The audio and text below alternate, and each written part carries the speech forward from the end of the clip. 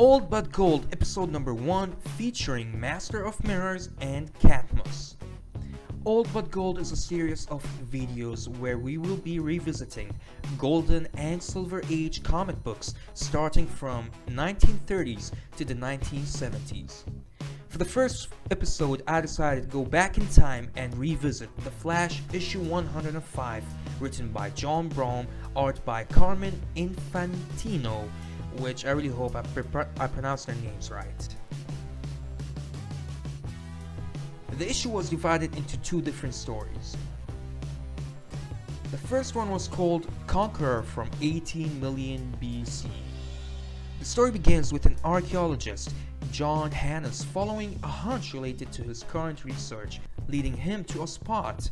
As he starts digging, he realizes that he can't stop digging, and that's when it's known to us, the readers, that he's being controlled by a metallic-looking being called Cadmus. Cadmus used the scientists to set him free from an 8 million year sleep, making it very clear that he will be ruling this present civilization, as he did so 8 years ago, before the comet hit his metallic civilization. Elsewhere, we are taken to the headquarters of Central City, where we meet the Scarlet Speedster, Barry Allen, also known as the Flash. He'll be talking to Iris about how the city has been hit by a number of mysterious robberies and how Iris wants Barry to be on time for their date and how she wishes Barry was as fast as the Flash. Little does she know.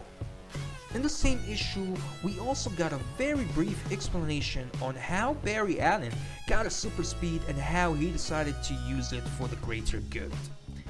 Later on, Barry Allen comes across an eyewitness report that could be related to the mysterious robberies, but as he does so, he overhears the radio reporting the sight of a metallic-looking criminal in the park. The Flash rushes to the park as he encounters Cadmus for the very first time. Not knowing much about him or his abilities, the Flash gets captured, and Cadmus starts talking of his race and how he wanna enslave the human race and rule Earth as he did so 8 million years ago.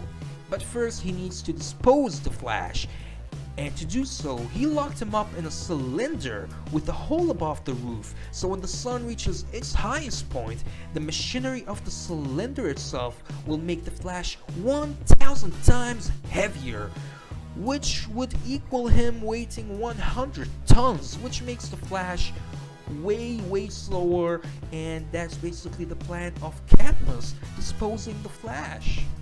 But of course, the Flash had to break free and save his city before Cadmus brainwashes them, and he did so by vibrating his foot up and down underneath him faster and faster as the cylinder starts taking off like a rocket launching from a pad. Yep, just like that. The Flash sets himself free, unlike others, and beats Cadmus down, serving him justice and making it on time for his date with Iris. The end. The second story in the 105th Flash issue was titled The Master of Mirrors. This story opens up with Sam Scudder, aka Mirror Master, hopefully I pronounced his real name right, planning his next robbery as well as a flashback to how his power came to be. Sam Scudder was jailed for a robbery way back, and ironically enough, he was working on cleaning mirrors, and that's where he made the discovery that mirrors hold an image after something appeared in it. That is when he started experimenting mirrors and was finally able to print 3-dimension images while also controlling them.